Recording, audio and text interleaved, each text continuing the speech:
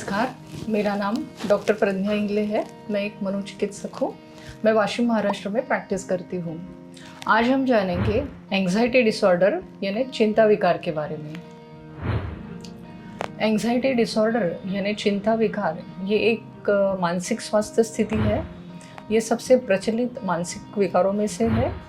पुरुषों की तुलना में महिलाओं में ये 2 गुना ज़्यादा पाया जाता है। कुछ प्रमाण में चिंता यानी एंग्जाइटी होना ये सामान्य बात है। हम सभी चिंता का अनुभव करते हैं।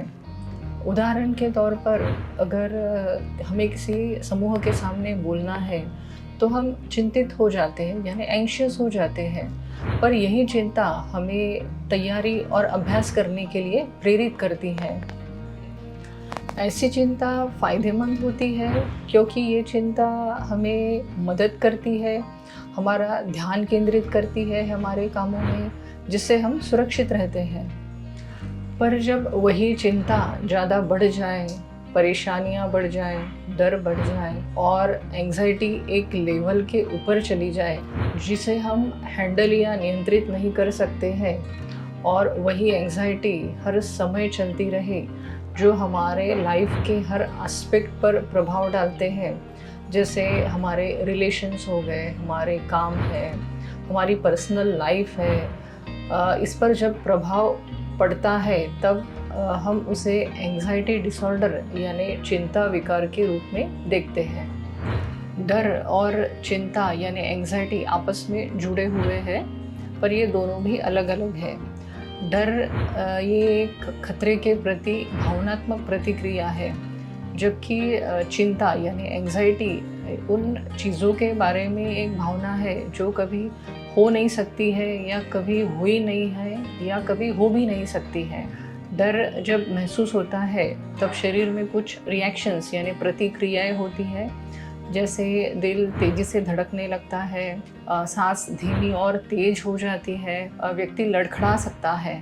वातावरण में जब खतरा आता है तब डर तैयार होता है। उदाहरण के तौर पर अगर हम किसी अंधेरी सड़क पर चल रहे हैं और अचानक कोई सामने आके बंदूक तान कर कहता है कि हम चोर हैं, हमें आपके कीमती सामान दे दीजिए, तो संभवतः हम डर जाते हैं, हम डर का अनुभव करते हैं क्योंकि ये खतरा असली है, वास्तविक है। एंग्जाइटी के लिए यह उदाहरण लेते हैं, मानो हम रात में सड़क पर चल रहे हैं, झाड़ियों से कोई आवाज़ भी नहीं आ रही है, फिर भी हम सोचते रहते हैं कि कुछ बुरा होने वाला है, और हम समान प्रतिक्रियाओं का अनुभव करते हैं, जैसे दिल तेज़ी से धड़कता है, सांस धीमी और तेज हो जाती है, मांसपेशियां तनावग्रस्त हो जाती है।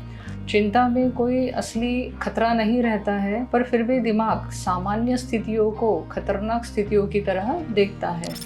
अभी हम देखेंगे इस विकार के कारण क्या है। पहला है हेरिडिटी या जेनेटिक फैक्टर्स। अगर किसी व्यक्ति के माता पिता इन दोनों में से किसी एक को एंग्जाइटी डिसऑर्डर है तो उस व्यक्ति में 30% संभावना होती है कि वो ये विकार से पीड़ित हो सके। अगला कारण है तनाव यानी स्ट्रेस।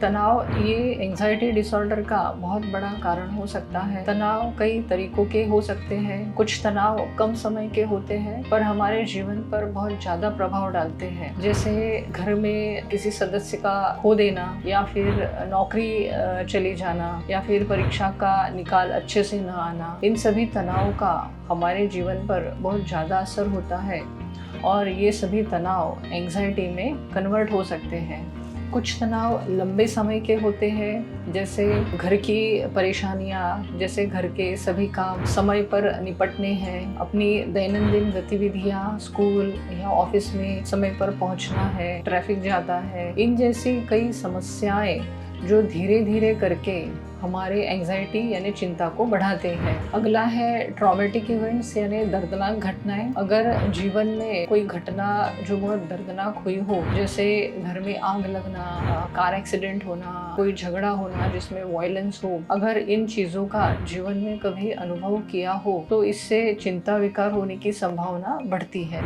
अगला कारण है सोशल मीडिया। अभी इंटरनेट या सोशल मीडिया पर ज़्यादा समय बिताना सामान्य बात हो गई गई है। दिमाग में हर वक्त कंपैरिजंस चलते रहते हैं जो एंजाइटी डिसऑर्डर विकसित करने में बढ़ावा देते हैं। इस विकार के लक्षण क्या है, अभी ये हम जानेंगे।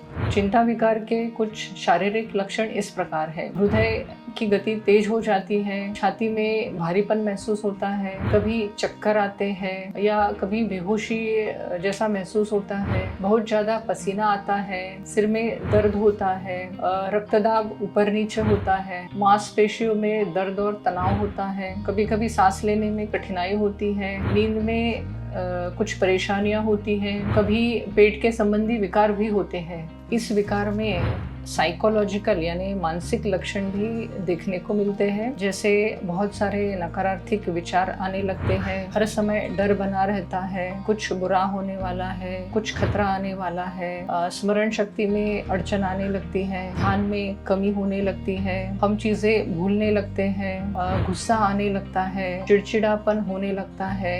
ये कुछ लक्षण इस विकार में दिखाई दे सकते हैं। नशीली पदार्थों का सेवन करना जैसे अल्कोहल, निकोटीन, कैनाबिस, ये सब एंजाइटी के व्यावहारिक लक्षण हैं। अगर कोई भी लक्षण 2 से 4 हफ्तों तक आप में दिख रहे हैं और आपके दैनिक गतिविधियों में बाधा डाल रहे हैं तो आपको नज़दीकी मनोचिकित्सक की सहायता लेना ज़रूरी है। हमें उम्मीद है इस वीडियो द्वारा हम आपको एंजाइटी डिसऑर्डर यानी चिंता विकार के बारे में बताने में सफल हुए होंगे। इसी तरह स्वास्थ्य संबंधी नई नई जानकारियों को लेके हम आपके सामने आते रहेंगे। बस आपको इतना करना है, हमारे वीडियोस को लाइक करना है, शेयर करना है और हमारे चैनल को सब्सक्राइब करना है। धन्यवाद।